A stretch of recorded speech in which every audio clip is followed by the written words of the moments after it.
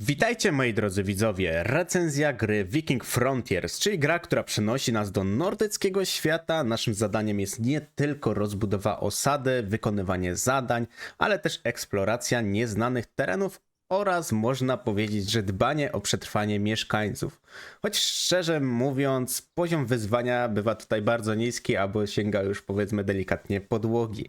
Recenzję oczywiście tworzę po przejściu gry, bo moim zdaniem wtedy ta recenzja ma największy sens. Recenzje po 2-3 godzinach jak dla mnie nie mają żadnego sensu. Oczywiście umówimy plusy, minusy mechanik rozgrywki, a na zakończenie podsumuję, czy warto oczywiście sięgnąć po Viking Frontiers. Więc zacznijmy, może po kolei, postaram się jak najmniej dawać tutaj spoilerów. Minusy z zadań. No bo zadania powiedzmy są bardzo proste. Bardziej polegają na zasadzie zebrania tak naprawdę surowców, budowie jakichś kolejnych budynków, no bo takie są oczywiście zadania, wybuduj na przykład spichlerz i wtedy przechodzimy do kolejnego zadania i wysyłanie wojowników na wyprawy. No osobiście z mojego punktu widzenia te zadania są takie sobie, nie ma po prostu w nich nic szczególnego, raczej nas powiedzmy nie zaskoczy to pozytywnie. Trzeba na pewno do tych zadań podejść z takim dosyć sporym dystansem. Niestety same zadania też często się bugują, więc nie możemy za specjalnie z eksploracją przyspieszyć, bo inaczej będzie duży problem. No niestety to jest duży problem samych zadań. Jest to powiedzmy przez twórców naprawiane, no ale na daną chwilę no można się po prostu przejechać. Sama następna tutaj mechanika, czy finalnie eksploracja. Z takich na pewno ważnych rzeczy, jeśli chodzi o samą eksplorację, no plus jest taki, że mamy poszukiwanie ukrytych zwojów, gdzie możemy się potem rozwijać jako runy, runiczne po prostu rzeczy. To jest moim zdaniem ok. Odkrywanie jakichś tam złóż surowców na samym początku faktycznie ma duży sens i jest to moim zdaniem spoko, że tych surowców powiedzmy w początkowej fazie nie ma sporo. Na przykład dobrym tutaj przykładem jest na przykład jakiś tam torf, którego no potrzebujemy sporo, a na początku jest go powiedzmy w miarę mało.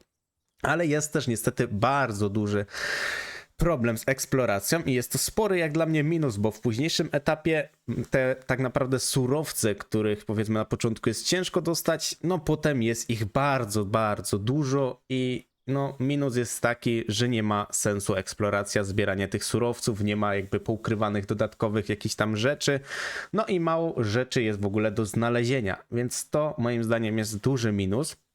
System walki, bo to jest kolejny tutaj krok, który zaplanowałem omówić. No, system walki niestety jest nieogarnięty strasznie. Pod kątem czy to dźwięków, czy to mechaniki, animacji, no wygląda to moim zdaniem tragicznie. Z tego względu, że możemy śmiesznie wskoczyć na plecy niedźwiedzia i go gdzieś tam okładać, czym tam mamy, czy to jakimś nożem, siekierą, obojętnie, no jest to moim zdaniem zrąbane strasznie. I to jest do takiego stopnia zrąbane, że szczerze powiedziawszy zginąć od zwierzaczka tutaj powiedzmy nawet, czy to będzie wilk, czy to będzie niedźwiedź, no jest to naprawdę bardzo ciężkie. Szybciej pójdziemy gotować obiad, będziemy stać w miejscu i może nas po prostu zabije. Więc no na tej zasadzie walka w ogóle leży strasznie. Więc tu walka jest całkowicie minusem. Moim zdaniem ta walka nie ma żadnego tutaj plusu. Jeśli przejdziemy dalej, bo kolejną rzeczą jest dosyć ciekawa rzecz, oczywiście jako handel. Z tego względu, że handel ma jeden plus, ale ma też minusy. Jeśli chodzi tutaj o plus, to kwestia tego, że jak sobie kupimy jakieś rzeczy, handel jest po prostu etapowy. Mamy w technologii, jak sobie zobaczycie, handel, 1, 2 i tak dalej, i tak dalej. No handel jest o tyle dobry, że ten jakby etap blokuje dostawanie lepszych surowców, lepszych nasion w początkowej fazie gry. Ok, to ma faktycznie sens. Choć tutaj, jeśli chodzi o minusy, jest ich niestety dużo więcej. Możemy kupić taniej niektóre rzeczy i sprzedać po prostu dużo drożej, więc ekonomia w tej grze całkowicie niestety leży. Sam handlarz na późniejszym etapie, może tutaj nie będzie jako spoiler, no powiedzmy, że na późniejszym etapie on też nic takiego szczególnego nie ma. Nie ma jakichś za specjalnie unikatowych rzeczy, nie licząc jakichś tam unikatowych pereł, które potrzebujemy aż powiedzmy, czy tam innych niektórych surowców jednej sztuki aż. Więc kwestia nawet czekania na tego, powiedzmy, handlarza nie ma większego sensu. Jeśli kupimy jakieś tam nasiona, to przy dobrym zarządzaniu, nawet czy sami będziemy siać, czy nie, no jesteśmy w stanie po prostu kupić raz dany typ nasion i już nie potrzebujemy za specjalnie kupca. Moim zdaniem kupiec na późniejszym etapie w ogóle jest niepotrzebny. Kwestia kupienia, powiedzmy, tam unikatowej perły, czy kupienia jakichś tam nasion jednorazowo, a potem, szczerze powiedziawszy, w ogóle nam jest niepotrzebny. Tak samo jeśli chodzi o samego kupca, bo możemy tutaj delikatnie jeszcze poruszyć temat, to jest kwestia tego, że potrzebujemy jakieś tam ciuchy, lekarstwa, inne rzeczy, no to można faktycznie za to kupować, tylko że przez to, że ekonomia leży, no to wtedy gra niestety sama w sobie się psuje pod tym kątem, że możemy po pierwsze sami sobie generować u kupca pieniądze, i kupować dodatkowe rzeczy, co potem psuje rozgrywkę pod tym kątem, że nie musimy konkretnych rzeczy wytwarzać. Więc jest to moim zdaniem ogromny strzał w kolano i ogromny minus gry.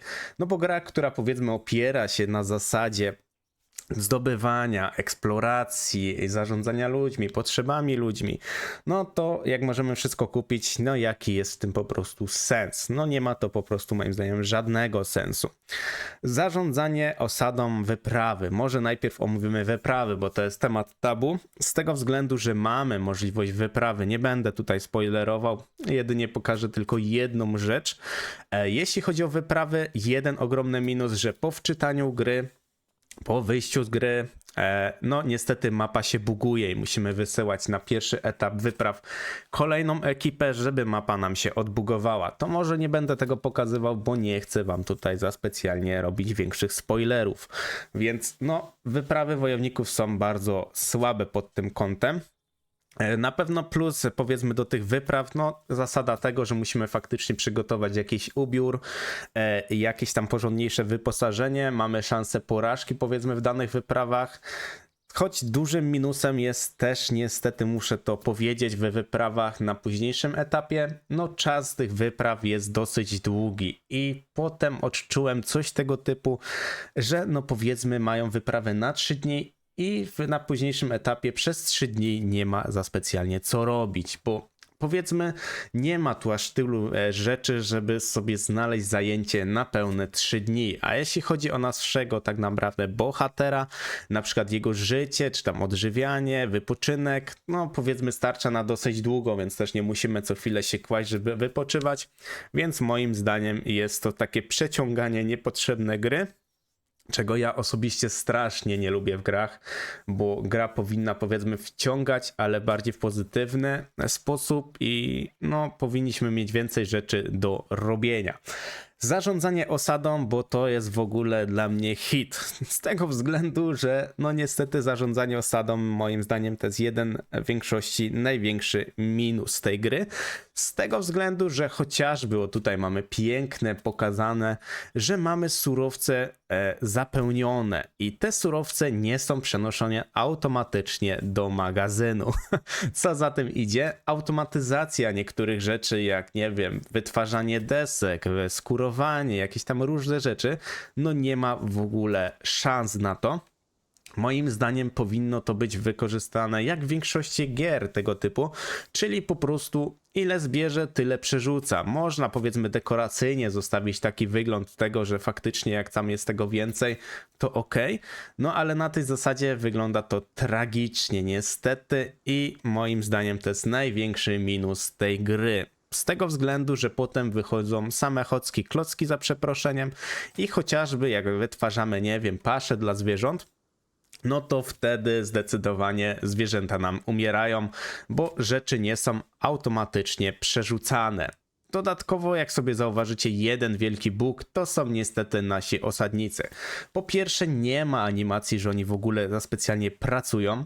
Więc to jest bardzo duży minus, ale powiedzmy, że większy minus to jest to, że się często bugują i tacy rolnicy, jeśli są tutaj przypisani, rolnicy jednak muszą podejść do danego pola, żeby coś zrobić. O, przykładowo jak tamten. Mamy dźwięk, że on coś tam robi, ale finalnie, no widzicie jak to wygląda. Jest to niestety bardzo słabe moim zdaniem, bo zrobić chociażby najprostszą animację to sądzę, że nie jest jakiś wyczyn. No i te bugowanie się tych ludzi no też jest niestety moim zdaniem strasznie słabe.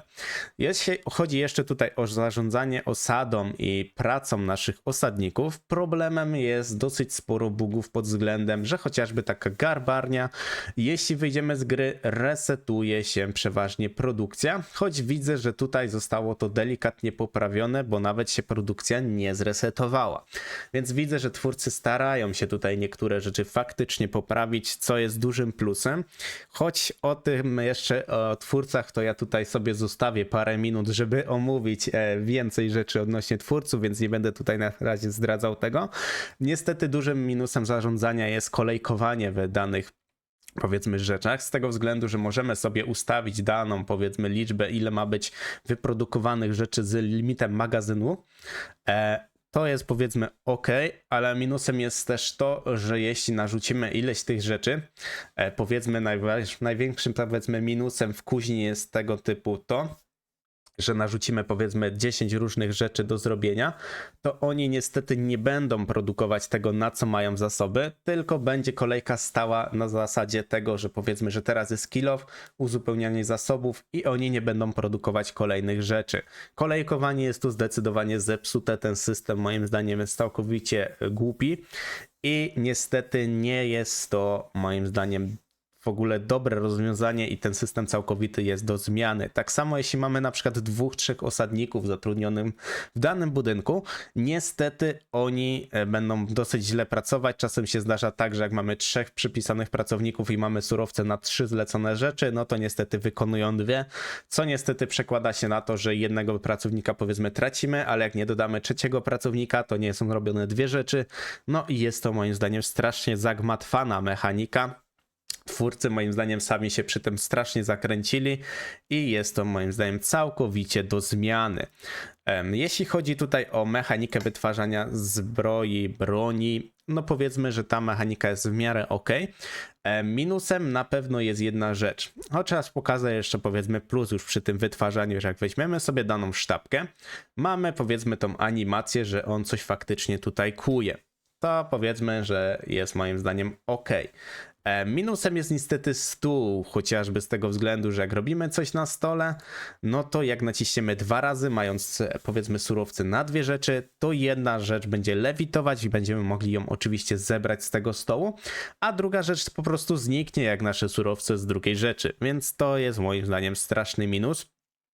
Tak samo powiedzmy wydajność pracy naszych pracowników jest bardzo słaba, bo mają oni powiedzmy wyższy poziom, powinni moim zdaniem dużo szybciej wtedy przetwarzać, wydobywać i tak dalej, a moim zdaniem to nie jest w ogóle powiedzmy progresywne, więc tacy osadnicy no, tracą dużo na wartości. Wydobywanie czy tam przepalanie jednej sztabki przez 3 minuty, gdzie gracz może samemu powiedzmy w 8 sztabek, czy tam 10 sztabek przepalić w minutę, no wygląda to dosyć tragicznie przy tym kącie. Tak samo chodzi w wytwarzaniu niektórych rzeczy, jest to za długie, jest to w ogóle nieprzeliczone, niezbalansowane i całkowicie bez sensu. Tak samo dźwięki animacji w wytwarzaniu, przerabianiu, no dźwięki są po prostu kopiuj wklej i niektóre dźwięki w ogóle nie pasują do samych powiedzmy wykonywanych czynności, więc wygląda to niestety bardzo źle.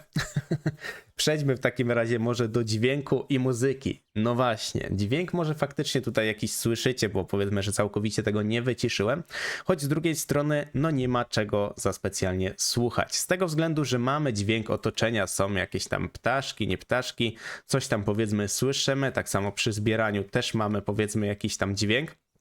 No, na pewno minusem jest to, że w ogóle nie ma w tej grze muzyki. Nawet jak sobie wejdziemy w zakładkę audio, nie ma w ogóle czegoś takiego jak muzyka. No, jest to moim zdaniem straszne pod tym kątem, że chociażby gry związane z wikingami powinny mieć jakąkolwiek muzykę, żeby nadawać temu po prostu jakikolwiek klimat. a tutaj niestety tego w ogóle nie czuć. No, moim zdaniem twórcy poszli bardzo na łatwiznę, bardzo dużo oszczędności pod każdym kątem, no i wygląda to bardzo źle. To była pierwsza rzecz chyba, którą tak najbardziej zauważyłem. Do gry podchodziłem też z dystansem, więc powiedzmy, że okej, może zaraz coś pododają, ale no niestety gra została wypuszczona w pełnym dostępie, nie jest to wczesny dostęp, więc no wygląda to niestety źle pod tym kątem. Przejdziemy teraz jeszcze do dwóch ważnych rzeczy, a potem zrobimy takie główne podsumowanie i omówimy trochę pracę twórców. Technologia i budynki. Budynki finalnie wyglądają ok. No nie ma za specjalnie do czego się doczepić. No wyglądają powiedzmy schludnie. Nie ma powiedzmy większych tam problemów.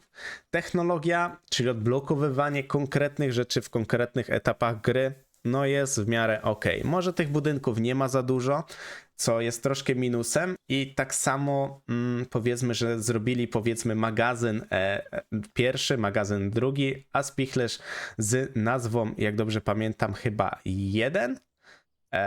No właśnie, tutaj spichlerz 1 jest tylko jako 1, nie ma 2, więc też trochę bez sensu. Nie wiem dlaczego dodawanie jedynki. Wiem, że to jest takie czepianie się szczegółów, choć chcę nawiązać do tego, że spichlerz bardzo szybko się tutaj zapełnia, więc dla osoby, która lubi sobie dłużej pograć w tego typu gry, no będzie trzeba wybudować ileś tych spichlerzy, więc jest to trochę słabe, bo magazyn został powiedzmy dźwignięty na drugi poziom, który faktycznie zwiększa dużo limit jakby tych rzeczy przechowywanych. A spichlerz został delikatnie powiedzmy olany, więc to moim zdaniem jest trochę słabe.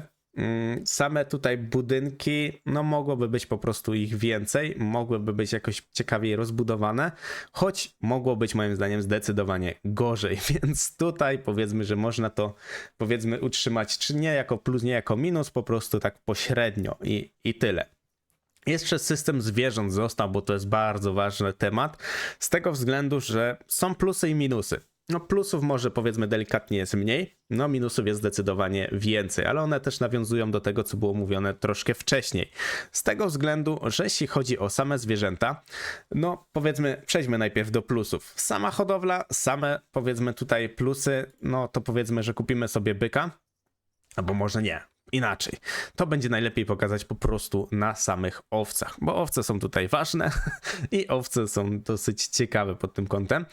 Więc jeśli kupimy sobie na przykład barana, to zobaczcie sobie, że produkcja wełny 2. Ok, to jest duży plus, to jest naprawdę spoko.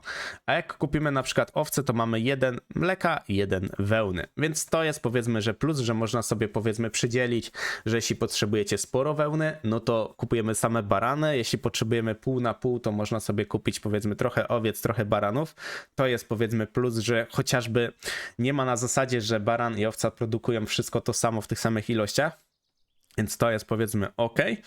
Jeśli chodzi o minusy, no to tutaj jest duży problem, bo często ludzie mieli bugi związane właśnie z mechaniką tej hodowli, tych dostaw i też kwestia tego, że na późniejszym etapie, gdy zwierzęta były zbyt stare, no nic nie produkowały i po prostu produkcja całkowicie stała. Ale problemem jest niestety trochę większa, powiedzmy tutaj zawiłość tego wszystkiego, bo powiedzmy, że jak oni wyprodukują te niektóre surowce, to za specjalnie też ich nie przenoszą. No zobaczcie sobie, jest 100 na 100, no i produkt nie był w ogóle przeniesiony. Oni przenoszą potem te produkty, ale to jest po pierwsze bardzo późno, bardzo w różnych etapach. Nie wiem na jakiej zasadzie to działa, bo to jest ciężko jest naprawdę wychwycić. Musielibyśmy stać ileś dni przy danej rzeczy i to po prostu wyłapać. Przez to, że to nie jest automatycznie przerzucane, psuje to wszystko. Z tego względu, że zwierzęta umierają z głodu, bo mamy wytwarzaną nawet chociażby tą paszę w gospodarstwie i oni tego nie przerzucają, więc jest to naprawdę bardzo duży problem samej gry i te hodowle bardzo szybko się bugują, psują, zwierzęta umierają, tracimy kasę. Wiadomo, z tą kasą tutaj, jak mówiłem, w ekonomii tutaj nie ma problemu, no ale sam fakt, no jest to moim zdaniem bardzo irytujące, tym bardziej, że to są zwierzęta, które po pierwsze potrzebujemy do wytwarzania potem ubiorów, potrzebujemy do jedzenia, więc no jest to bardzo duży problem. I jeszcze taka jedna tutaj ważna rzecz, że jeśli chodzi o samo zapisywanie, jak sobie zobaczycie zapis, kwestia tego, że zapis się po prostu frizuje. No przycina się strasznie. Po ostatniej aktualizacji nawet gra zaczęła dużo bardziej się ścinać na samym początku, więc widać, że tutaj jest bardzo duży problem z samym zapisem, z samymi danymi i no wygląda to moim zdaniem bardzo źle. Więc to na pewno jest bardzo ważne i to powinno być poprawione. Przejdźmy w takim razie do takiej już ogólnej oceny końcowej i omówienia tego wszystkiego, co o tym sądzę, jaka jest moja też opinia, ocena.